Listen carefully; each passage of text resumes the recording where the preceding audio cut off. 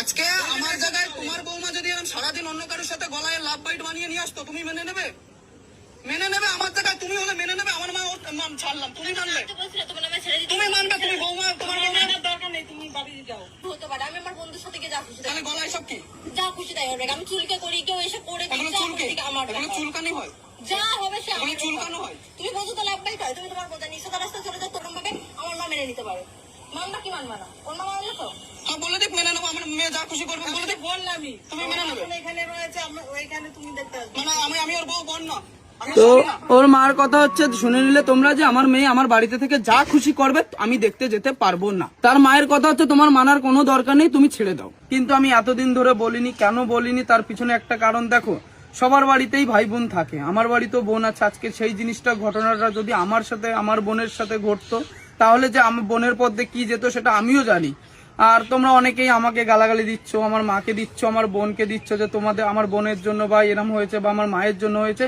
তো সেই জিনিসটাই আজকে আমি তোমাদের হাতে তুলে ধরবো যে আমার কিসের জন্য অ্যাকচুয়ালি ছাড়াছাড়ি হয়েছিল, কিসের কি নিয়ে ঝামেলা শুরু হয়েছিল, সবকিছু তুলে ধরবো।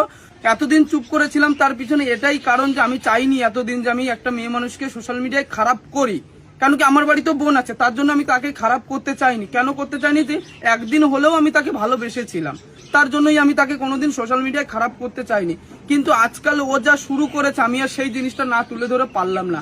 আমি সেই জিনিসটা তোমাদেরকে শোনাচ্ছি, তারপরে তোমরা ডিসিশন করো, হয়তো আমি খারাপ কি সে খারাপ। তারপরে তোমরা আমাকে যা বলবা আমরা সেটা মেনে নিতে রাজি আছি। যদি আজকে তোমাদের বাড়ির বৌমা যদি অন্য কারোর সাথে সারাটা দিন ঘুরে, সারাটা রাত ঘুরতে যেয়ে এবং কি লাভ বাইট বানিয়ে নিয়ে আসে, তারপরে তোমরা কি বলবে? তাকে কি তোমরা মেনে নেবে? আমি তারপরেও তাকে মেনে নিতে চেয়েছিলাম এবং কি তার বাড়িতেও গেছিলাম অনেকবার, যথেষ্টবার গেছি তাকে আনার জন্য। কিন্তু তার একটাই কথা, আমি তোমার সাথে সংসার করব না, আমি তোমাকে ডিভোর্স চাই।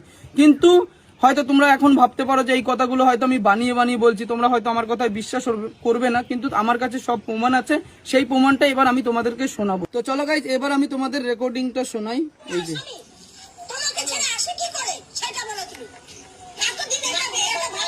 আর হ্যাঁ, এখানে যে ঝামেলাটা করছে, এখানে রয়েছে ওর মা এবং পিসি। এমন ভাবে আমার সাথে ঝামেলা করছিল, আমি মনে হচ্ছে একটা আসামি। আমি ওদের বাড়িতে যেয়ে অনেক বড় ভুল করে ফেলেছিলাম সেদিনকে। এবং কি আমাকে বুঝবে যে জামাই এটা করো না, ওটা করো না, কিন্তু তারপরে কি আমাকে উল্টেই ঝামেলা করছে। শোনো।